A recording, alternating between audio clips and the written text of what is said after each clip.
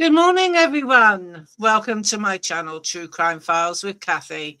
I don't know if any of you've heard, but before I do that, housekeeping rules. Please click like, subscribe, and share.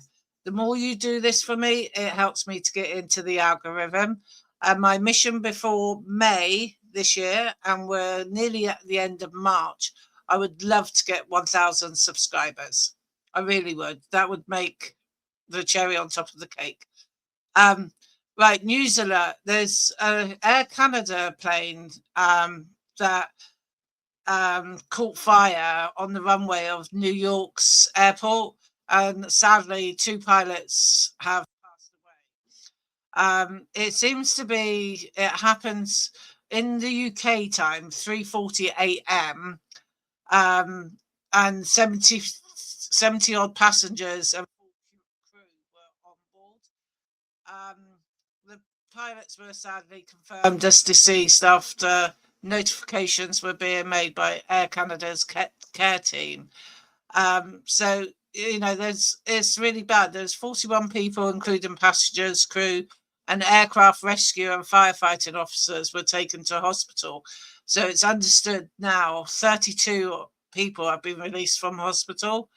The airport closed down 6 p.m. GMT time to facilitate any sort of like investigations to find out what happened. But I'll get straight into the news for you and start playing this. We just heard from a senior Port Authority official after the breaking news overnight when a plane crashed into another vehicle at LaGuardia Airport with 2 people now confirmed dead. You are watching Fox and Friends First on this Monday morning. I'm Carly Shimkus. And I am Todd Pyro. Here is what we know just moments ago from that press conference. 41 people on that plane were transported to the hospital. 32 were released, but it does appear there are 9 individuals with serious injuries at this time still in the hospital. 2 pilots, as you see on your screen right there, confirmed dead. LaGuardia will be closed until at least 2 p.m., could be longer, depending upon how long the investigation takes. With that, let's go live now to CB Cotton, live at LaGuardia with the very latest. CB. Todd, Carly, good morning. An absolute tragedy here on the ground at LaGuardia Airport as we get that official confirmation that 2 pilots have been killed in this collision between a passenger plane and a fire truck. Let's take a look at this crash site because this was a gut-wrenching scene. You can see here on the screen that Air Canada Express plane on the tarmac with its nose completely torn off, and nearby there appears to be the overturned, damaged Port Authority fire truck. To give some context, the Port Authority of New York and New Jersey operates this airport. It just held a news conference and said, "Be interesting to know how the fire truck got damaged, unless it is through fire." But we'll carry on anyway because I've not seen this yet. The Air Canada flight was landing at around 11:40 p.m. Eastern last night, coming in from Montreal when it collided with a Port Authority fire truck that was responding to a United aircraft that had previously reported an issue with an odor. The Port Authority released an earlier statement saying, quote, "At approximately 11:40 p.m. on Sunday, a Jazz Aviation flight operating on behalf of Air Canada was involved in an accident on runway 4 at LaGuardia Airport in which the aircraft struck a Port Authority aircraft rescue and firefighting vehicle that was responding to a separate incident." And again, moments ago, we got more details about how this unfolded. So Air Canada again says that flight was traveling from Montreal to New York, operated by Jazz Aviation. We also learned the flight had 72 passengers and 4 crew members on board. Port Authority recapping moments ago that 41 passengers and crew members were taken to the hospital. 32 people have now been released, but we've been told there are serious injuries. There was light rain, fog, and mist when the collision occurred, but it's too soon to say how and if the weather played a role. Here's one injured passenger recounting the harrowing moments. We were coming in pretty fast. It was like a regular flight, like always. But as we were arriving, we came down really hard. And then we stopped really quickly, and then in about 2 seconds later, we just had an absolute like slam. Everybody was flying everywhere. I mean, like the plane started veering off left and right, and there was, I mean, just it was chaos. I mean, it didn't feel like there was anybody in control of anything. And our thoughts and prayers are with everyone who was involved in this collision this morning. Todd, as you mentioned, there will be no flights into or out of LaGuardia Airport until at least 2 p.m. local time. The NTSB will now lead the investigation. Back to you in the studio. Remarkable to hear that firsthand account from that passenger, CB. CB Cotton live for us at LaGuardia Airport. CB, we thank you so much. Let's bring in former NTSB investigator Charlie Pereira. Charlie, we do know that the NTSB is launching a GO team to investigate this collision. So what are your thoughts on what led to this crash and what we know so far? Well, we're going to need to get all of the data before we can make an evaluation. The NTSB, of course, launching a GO team. The initial things that will determine exactly what happened are going to be the ADSB data, which is going to give you the position of the airplane once every couple seconds. And then we're going to have some ground radar possibly that might have the fire truck, might show the fire truck movement as well. And there might be airport video recording sources and possibly some private individual video recording sources that can give us the time history of the vehicle movements as well. So once the NTSB is able to collect and analyze those along with the air traffic control audio transcripts, then they'll be able to piece together what happened and why it happened and how to prevent it from happening again. Charlie, there was a guest on with Ashley Strohmeyer during our breaking news overnight coverage who said the plane was possibly going at this point in the landing process between 20 and 30 miles an hour. But when you look at this footage, this does not look like an interaction between two vehicles going 20 to 30 miles an hour. We've all seen accidents on the side of a road where a car's gone 30 miles an hour. It doesn't look like this. How fast do you think these two vehicles, the plane and the fire vehicle from Port Authority, were possibly going at this point? Well, I'm assuming that they've taken a look at preliminary ADSB data to determine the aircraft speed. But keep in mind, the aircraft is mostly an aluminum fuselage, and that fire truck is more than likely mostly a steel structure.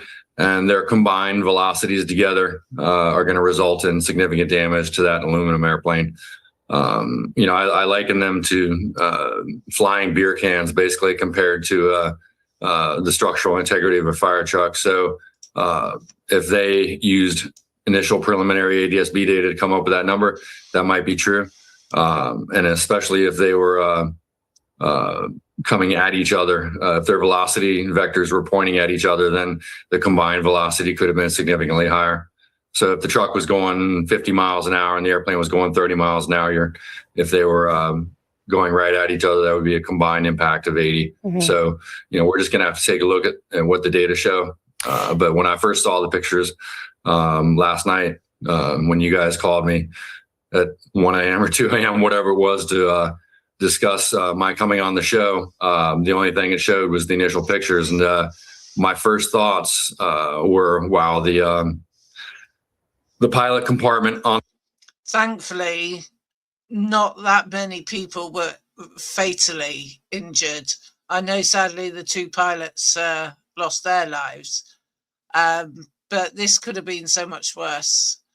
Like any situation, there's always room for it to had been worse than what it was. But my thoughts and prayers go out to the family, the friends, and everyone involved in this, because it is disaster, and I hate seeing plane crashes or boats sinking and things, because I just try and imagine how I would feel in that moment, and I would be traumatized. I really would, and I don't think I would ever want to step on the plane ever again. On that airplane, I'd be really surprised if the pilots didn't suffer at least significant injuries, and it sounds now like the pilots were killed. So that's a terrible thing to have happen. I just pray the pilots didn't, how can I word it? I hope the pilots passed away quickly and didn't suffer too much before they actually passed away, because that would also be just devastating to know. The cockpit voice recorder audio on this one is going to be important. That'll give us a lot of the audio leading, or all of the audio leading up to the crash, and it'll certainly help establish the timeline, but it'll be a tragic cockpit voice recorder recording. And Charlie, speaking of audio, there are reports on the air traffic control recordings already, and they say that the vehicle had requested permission and had been cleared by the air traffic controllers to cross the runway 4. And then shortly after being cleared, the air traffic controller tells the vehicle to stop several times right before that collision. When you hear something like that, what do you think? Well, I mean, we're going to basically, an animation will show everybody exactly what happened in real time and allow us to visualize and hear exactly what's going on in this tragedy. And it sounds to me from what you're saying like there may be some hearing issues on the part of the fire truck that will be examined later. It's required that the fire truck be authorized in its path along the airport surfaces there. So it sounds like the air traffic controller or possibly the ground controller, I'm not sure which one was speaking to him, whether it was tower or ground control that told him to stop, but they obviously realized that they had a conflict going on. And sounds from what you're saying that the driver of the fire truck was not able to hear that and take action in a timely basis to comply with the air traffic controller, ground controller instructions. To follow up on Carly's question, if in fact the initial command was given to the fire truck to proceed down the runway, and I completely understand, Charlie, you work for the NTSB, everything is a process and you go through a very dutiful and detailed process to get the answers. But your initial gut instinct when you hear if the fire truck is saying what it's saying and it did receive clearance, does this appear to you like an air traffic control error at this point? It's way too early for me to be declaring probable cause in this case, but from the evidence that you've provided thus far, although it might be speculation at this point, if that is the case and the facts do lead us to that finding, then yes, there are going to be obviously air traffic and ground control issues, especially with respect to coordinating with the, as they call it, ARF, Airport Rescue and Firefighting vehicles.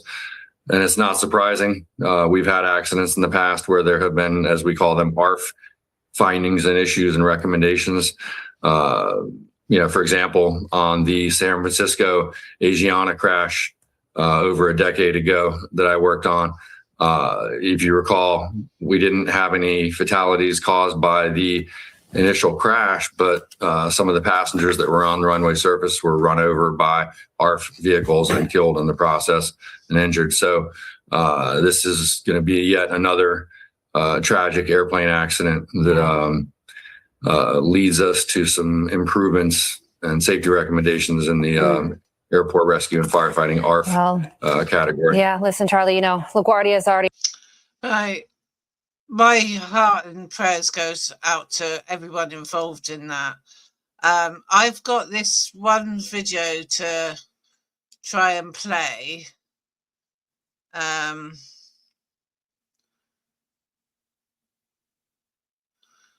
with me. I've got so many tabs open. I should have closed them. Right, let me close that one down. Right, this is the one I want to share with you. Where's my StreamYard?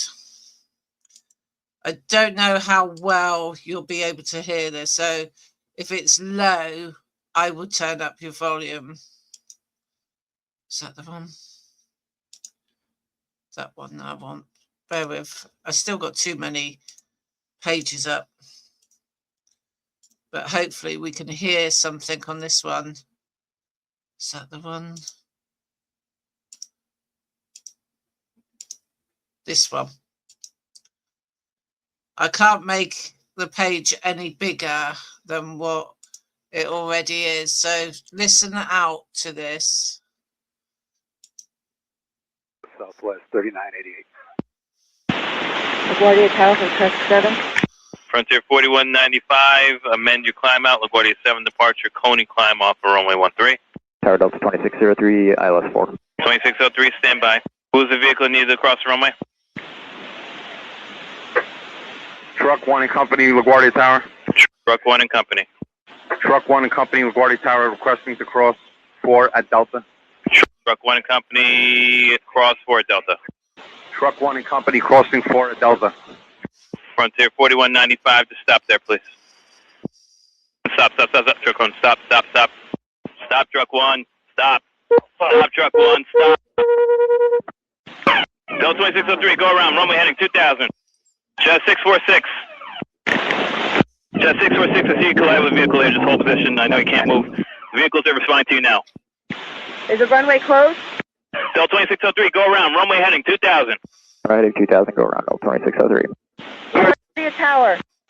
Truck 32, runway 4 is closed, correct? Yes, go on to runway 4 now. Proceed on runway 4, you have access. Wow. That's just given me the chills. Absolutely chills. You can hear them saying stop, stop, stop. Oh, wow. That just makes it real, doesn't it, when you hear things like that? Right, I'm going to leave it there, guys. Hopefully, as the days go on, we'll hear a bit more about it. But I thought I had to bring this. I know I'm a true crime channel, but I do like to put in a little bit of a mix of this, that, and the other occasionally, just to spice it up. And you never know, this might interest more people than one of my crime stories. So it's worth to do. Well, I hope everyone else on there that's got serious injuries that are not got life affecting injuries. I just hope they're all minor injuries like burns and cuts and bruises and maybe a few broken bones. But my hope and prayers goes out to everyone infected in this. It really does. I hate seeing tragedies like this, but unfortunately they do happen. Not very often, but they still happen. Right.